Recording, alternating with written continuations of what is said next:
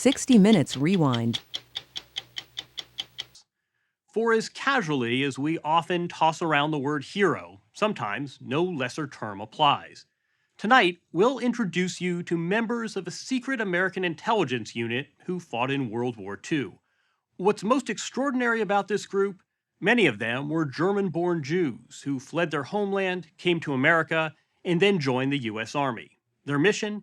To use their knowledge of the German language and culture to return to Europe and fight Nazism. The Ritchie Boys, as they were known, trained in espionage and frontline interrogation. And incredibly, they were responsible for most of the combat intelligence gathered on the Western Front. For decades, they didn't discuss their work. Fortunately, some of the Ritchie Boys are still around to tell their tales, and that includes the life force that is Guy Stern, age 99. You work 6 days a week, you swim every morning, you lecture. Any signs of slowing down? Well, I think not. But I don't run as fast, I don't swim as fast, but I feel happy with my tasks. Just 2 weeks shy of turning 100, Guy Stern drips with vitality. He still works 6 days a week, and if you get up early enough, you might catch him working out at his local park in the suburbs of Detroit. But ask him about his most formative experience, and he doesn't hesitate. It was his service in the military during World War II.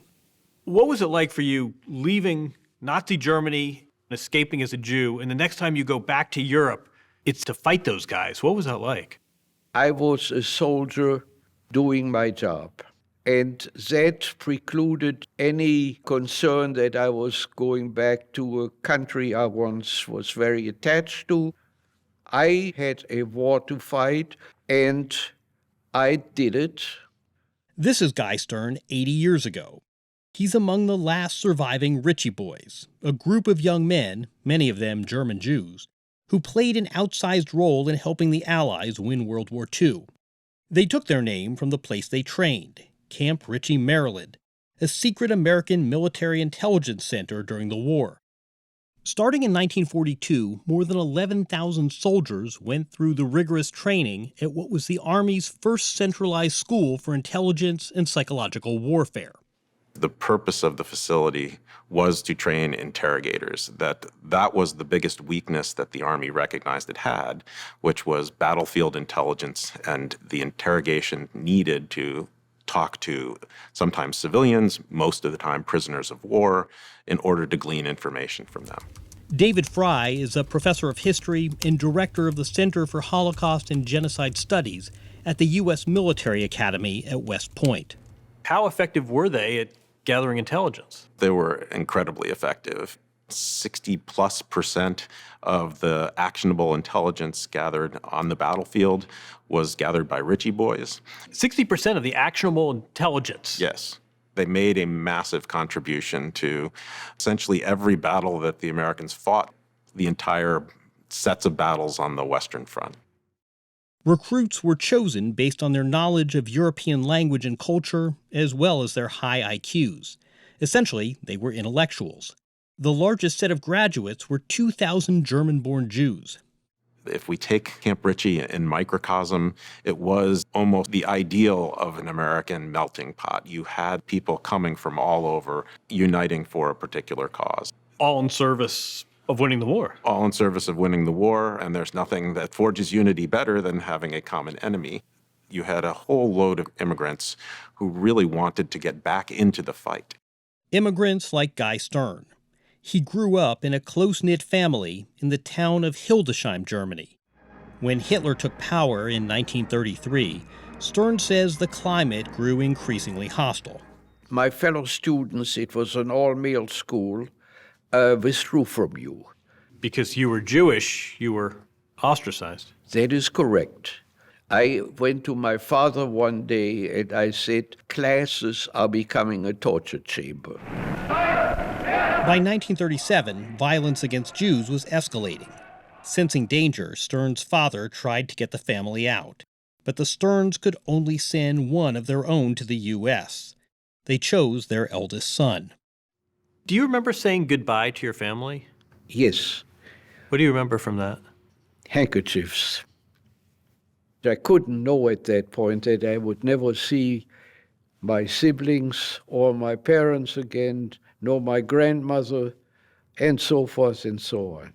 Guy Stern arrived in the U.S. alone at age 15, settling with an uncle in St. Louis. When the Japanese bombed Pearl Harbor in 1941, Stern, by then a college student, raced to enlist. I had an immediate visceral response to that, and that was, this is my war for many reasons, personal of course, but also this country, I was really treated well. In New York, Paul Fairbrook had a similar impulse. Now 98, Fairbrook is the former dean of the Culinary Institute of America. His Jewish family left Germany in 1933, when he was 10. Why did you want to enlist initially? Look, I'm a German Jew, and there's nothing that I wanted more is to get some revenge on Hitler, who killed my uncles and my aunts and my cousins. And there was no question in my mind, and neither of all the men in Camp Ritchie, so many of them were Jewish, we were all on the same wavelength. We were delighted to get a chance to do something for the United States. At the time, though, the military wouldn't take volunteers who weren't born in the U.S. But within a few months, the government realized these so-called enemy aliens could be a valuable resource in the war. Why were the Ritchie Boys so successful? Well, because it was an unusual part of the United States Army. You can learn to shoot a rifle in 6 months, but you can't learn fluent German in 6 months, and that's what the key to the success was. Was it your knowledge of the language or your knowledge of the psychology and the German culture? Oh, that's a very good question. That is the key to being a good interrogator. You really know an awful lot of the subtleties when you're having a conversation with another German. And we were able to find out things in their answers that enabled us to ask more questions. You really have to understand, it helps to have been born in Germany in order to do a good job. Both refugees like Fairbrook and Stern, as well as a number of American-born recruits with requisite language skills, were drafted into the Army and sent to Camp Ritchie. How did you find out you were going to go to Camp Ritchie? I was called to the company office and told, you're shipping out. And I said, may I know where I'm going? He said, no, military secret. They swore you to secrecy. Yes. Originally a resort, Camp Ritchie was a curiously idyllic setting to prepare for the harshness and brutality of war. Nestled in the Blue Ridge Mountains of Maryland, it was away from prying eyes and prying spies, but close enough to decision makers at the Pentagon. Give us a sense of the kinds of courses they took. Well, the most important part of the training was that they learned to do interrogation, in particular of prisoners of war. Techniques where you want to get people to talk to you. You want to convince them that you're trustworthy. You want to give them that feeling that you know who they are, they know who you are, you know a lot about them already, so whatever information they're giving you is information that you probably already know. But they also did terrain analysis. They also did photo analysis and aerial reconnaissance analysis. They did counterintelligence training. This is really a broad range of intelligence activities. It was a very broad range, and they did it all generally in 8 weeks. What you describe, it almost sounds like these were precursors to CIA agents. They were, in fact. Some of them were trained as spies, and some of them went on to careers as spies. My parents were pacifists, so the idea of my going to war was for them calamitous. However, they realized that it was a necessary war, especially for us. Victor Brombert, now 98 years old, is a former professor of Romance languages and literature at Yale and then Princeton. He was born in Berlin to a Russian Jewish family. When Hitler came to power, the Bromberts fled to France and then to the U.S. Eager to fight the Nazis, he too joined the army. After recruiters found out he spoke 4 languages, they dispatched him to Camp Ritchie, where strenuous classroom instruction was coupled with strenuous field exercises. They were long and demanding exercises and close combat training, how to kill a sentry from behind. I thought, I'm never going to do that, but I was shown how to do it. So physical combat training Well, as yes, well as with a intelligence. stick, you sort of swing it around the neck from behind and then pull. Among the unusual sights at Ritchie, a team of U.S. soldiers dressed in German uniforms. The Ritchie Boys trained for war against these fake Germans with fake German tanks made out of wood. Another unusual sight, towering over recruits, Frank Levitt, a World War I veteran and pro wrestling star at the time, was among the instructors. Training was designed to be as realistic as possible. The Ritchie Boys practiced street fighting in life-size replicas of German villages and questioned mock civilians in full-scale German homes. Some of the prisoners were actual German POWs brought to Camp Ritchie, so the Ritchie Boys could practice their interrogation techniques. I understand you had sparring partners. You play-acted. One had to play act with. Some of the people were acting as prisoners, and some of them were real prisoners. By the spring of 1944, the Ritchie Boys were ready to return to Western Europe, this time as naturalized Americans in American uniforms. Still, if they were captured, they knew what the Nazis would do to them. Some of them requested new dog tags, with very good reason. This dog tag says Hebrew. Did your dog tag identify you as Jewish? I preferred not having it. I asked them to leave it off. You didn't want to be identified as Jewish going back to Western Europe? No, because I knew that the contact with Germans might not be very nice. On June 6, 1944, D-Day, the Allies launched one of the most sweeping military operations in history. A mighty onslaught of more than 160,000 men, 13,000 aircraft, and 5,000 vessels. We were on a PT boat taking off from Southampton, and we all were scared. We were briefed that the Germans were not going to welcome us greatly. As a Jew, I knew I might not be treated exactly by the Geneva rules. Divided into six-man teams, the Ritchie Boys were attached to different army units. Their job? To provide battlefield intelligence. When they landed on the beaches of Normandy, Wehrmacht troops were waiting for them, well-armed and well-prepared. Victor Brombert was with the 1st American Armored Division to land on Omaha Beach. He is still haunted by what he experienced that day. I saw immense debris, wounded people, dead people. I remember being up on the cliff the first night over Omaha Beach, and we were strafed. And I said to myself, now it's the end, because I could feel the machine gun bullets. Is that when you first realized, I'm in a war here?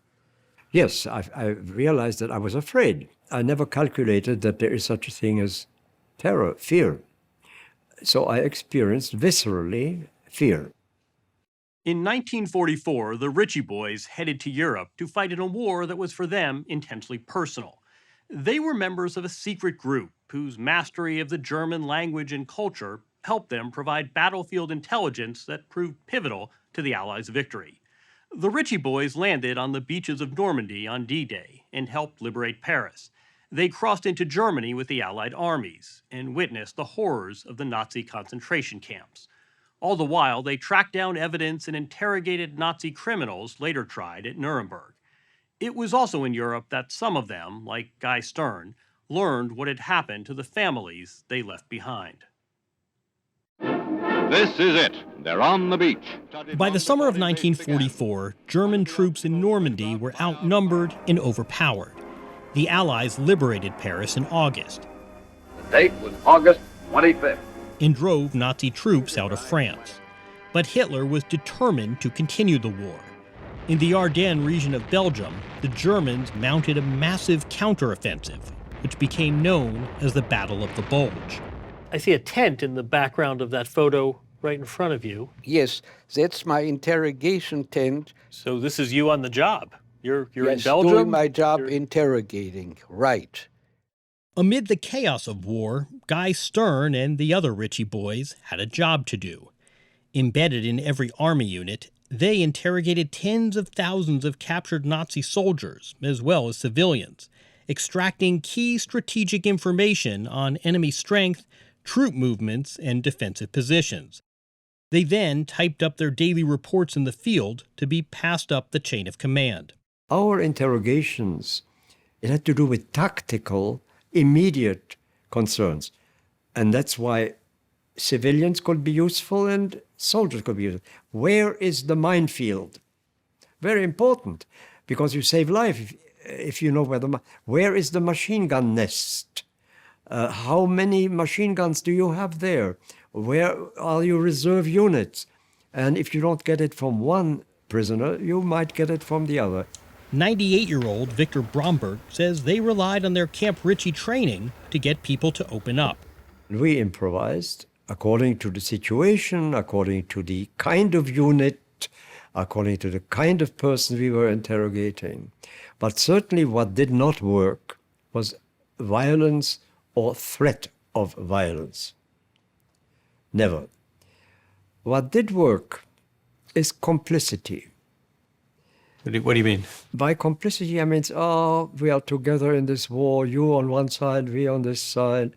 Isn't it a miserable thing? Aren't we all sort of tired of it? This shared experience. Shared experience, exactly. Giving out some cigarettes also helps a lot. A friendly approach, trying to be human. The Ritchie boys connected with prisoners on subjects as varied as food and soccer rivalries, but they weren't above using deception on difficult targets. The Ritchie boys discovered that the Nazis were terrified of ending up in Russian captivity, and they used that to great effect. If a German POW wouldn't talk, he might face Guy Stern dressed up as a Russian officer. I had my whole uniform with medals, Russian medals, and I gave myself the name Kommissar Krukov. That's what you called yourself. That was my pseudonym. How did you do, Commissar? Thank you for asking. I gave myself all the accoutrements of looking like a fierce Russian commissar, and some we didn't break, but 80% were so darn scared of the Russians and what they would do. So there's a real element of costumes and deception and accents. Yes, and it's theatrics in a way. Yes. Their subjects ranged from low-level German soldiers to high-ranking Nazi officers, including Hans Goebbels, brother of Hitler's chief propagandist, Joseph Goebbels. Another bit of indispensable Ritchie boy handiwork, the order of battle of the German army. Paul Fairbrook helped write this compact manual, known as the Red Book, which outlined in great detail the makeup of virtually every Nazi unit, information every Ritchie boy committed to memory. When the soldier said, I'm not going to talk, they could say, wait a minute, I know all about you. Look, I got a book here and it tells me that you were here and you were there and your boss was this. And they were impressed with that. So it sounds like this gave the officers in the field a guide to the German army so they could then interrogate the German POWs more efficiently. That's exactly right. The Ritchie boys earned a reputation for delivering important tactical information fast, making a major contribution to every battle on the Western Front. The work they do in the field, being able to glean information simply from the uniform that a captured POW is wearing, or the type of weapon that they have, or the unit that they've just captured. That information is of critical importance because it tells you where certain units are. And if you know where certain units are, you know where the weak spots are, you know where the strong points are, and you know what to avoid and what to attack. David Fry teaches history to cadets at the U.S. Military Academy at West Point. This is where having an intelligence officer from Camp Ritchie was of critical importance, because they would know this information. Your average commander in the field might not. Their work saved lives? Absolutely. They certainly saved lives. I think that that's quantifiable. Part of what the Ritchie Boys did was to convince German units to surrender without fighting. And you're saying some of that originated at Camp Ritchie? Much of it originated at Camp Ritchie because it hadn't been done before. How do you appeal to people in their own language? And knowing how to shape that appeal was pretty critical to the success of the mobile broadcast units. In trucks equipped with loudspeakers, Ritchie Boys went to the front lines under heavy fire and tried, in German, to persuade their Nazi counterparts to surrender. They also drafted and dropped leaflets from airplanes behind enemy lines. This is one of the leaflets that was dropped out of the sky. plane. I have some that were shot. This one was our most effective leaflet. And why was that? Because Eisenhower had signed it, and the Germans had an incredibly naive approach to everything that was signed and sealed. And you think because it had that signature, somehow that Yes, that certified carried it? weight, and the belief in the printed matter was very great. That's the kind of thing you would know Yes, as a former German who understood the psychology and the mentality. that's correct. Apart from the fighting, there were other threats confronting the Ritchie Boys. Given their foreign accents, they were in particular danger of being mistaken for the enemy by their own troops, who instituted passwords at checkpoints. What happened to one of the Ritchie Boys? At night, on the way to the latrine, he was asked for a password. He gave the name, the word password, but with a German accent. He was shot right away and killed. Did you ever worry your accent might get you killed? Yes, of course. You know, I don't talk like an Alabama person or Texan. Some Ritchie Boys were recruited to go on secret missions during the war. 97-year-old Max Lerner, an Austrian Jew fluent in German and French, served as a special agent with the Counterintelligence Corps, passing information to French underground resistance groups. You were trained as a spy. Yes. What were you trained to do? Wear civilian clothes, pass messages, kill. This is going behind enemy lines. I mean, you're taking your life in your hands here. Well, it was a war. That's how you looked at it. It was my war, and I needed to get my own back. I wanted desperately to do something. At one point, Max Lerner disguised himself as a German officer and snuck behind enemy lines, leading a team of American soldiers into a German depot at night and destroying the equipment. Did you worry what might happen if you were captured? I wasn't smart enough. What do you suspect might have happened? Oh, I would have been killed. By the spring of 1945, Allied forces neared Berlin, and Hitler took his life in his underground bunker. Germany surrendered on May 8th of that year. What do you remember feeling that day? Elated. It was absolutely, we won, kid. And those are your comrades. Yes. Those are your guys. Yes. But joy turned to horror as Allied soldiers, and the world, learned the full scale of the Nazi mass extermination. Guy Stern recalls arriving at Buchenwald concentration camp 3 days after its liberation, alongside a fellow American sergeant. We were walking along, and you saw these emaciated, horribly looking, close to death people. And so I fell back behind because I didn't want to be seen crying to a hardened soldier. And then he looked around to look where I was, how I was delayed. And he, this good fellow from middle of Ohio, was bawling just as I was. A few days later, Stern returned to the place of his birth, hoping to reunite with his family. But Hildesheim was now in ruins. A childhood friend described to Stern how his parents, younger brother, and sister had been forced from their home and deported. They were killed either in Warsaw or in Auschwitz. None of my family survived. I was the only one to get out.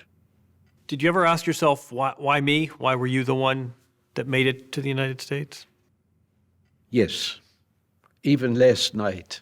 And I said, well, in slang, there ain't nothing special about you.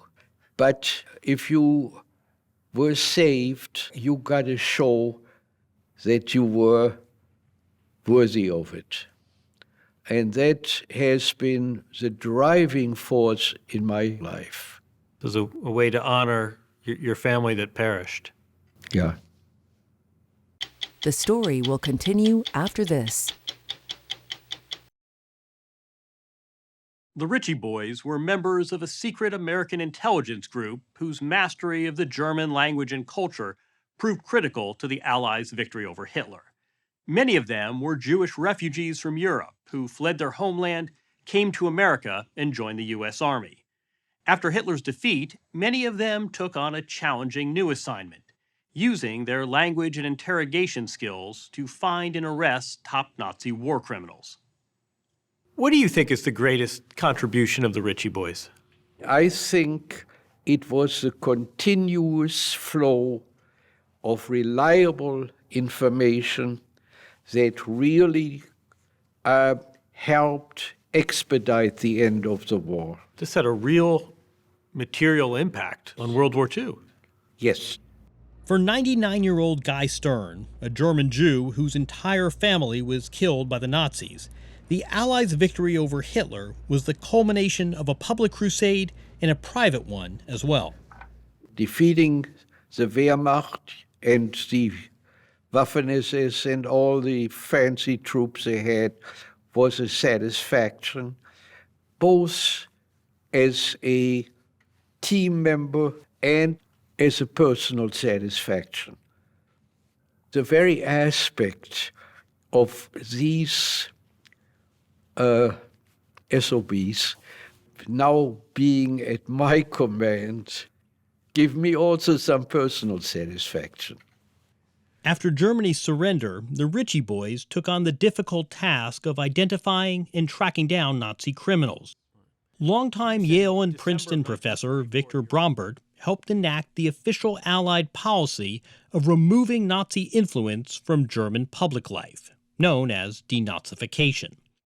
So in May of 1945, Germany surrenders and you're assigned to the denazification process. What did that entail?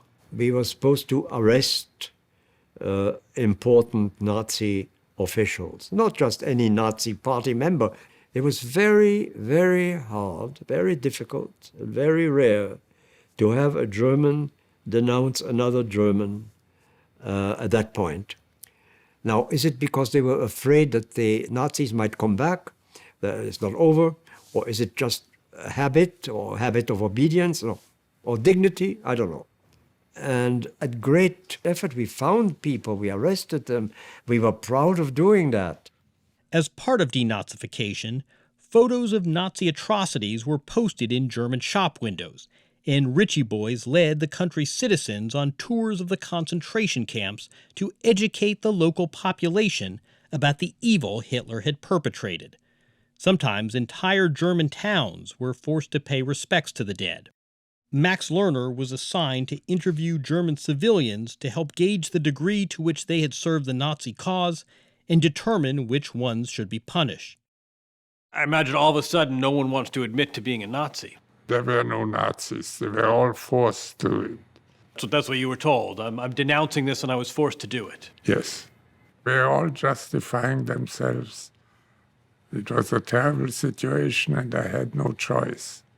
I had no choice. That was the mantra. I would have been killed if I hadn't gone along.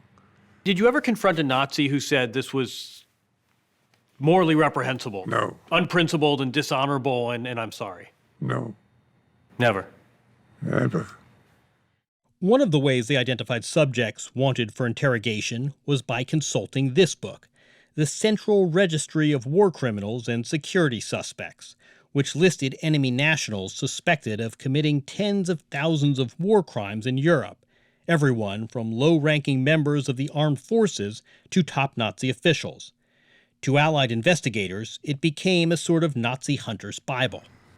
Did you enjoy hunting Nazis? Did it give you any satisfaction? It gave me a great deal of satisfaction. Enjoy is perhaps not the right word, but it gave me a great deal of satisfaction. Why specifically? Because I remembered my parents. My father was 49 years old, my mother was 48, and they left everything they had built up behind and arrived in the United States penniless. And you were able to confront the people that had caused this trauma? Yes. All SS members were subject to automatic arrest. Established by Hitler and led by Heinrich Himmler, the SS was responsible for security and intelligence collection in Germany. The SS controlled the German police forces and concentration camps, and directed the so-called final solution to kill all European Jews. Max Lerner recalls that, in one respect at least, identifying most SS members was easy. You know how to tell an SS man. How? They have a tattoo of their blood group under their left arms.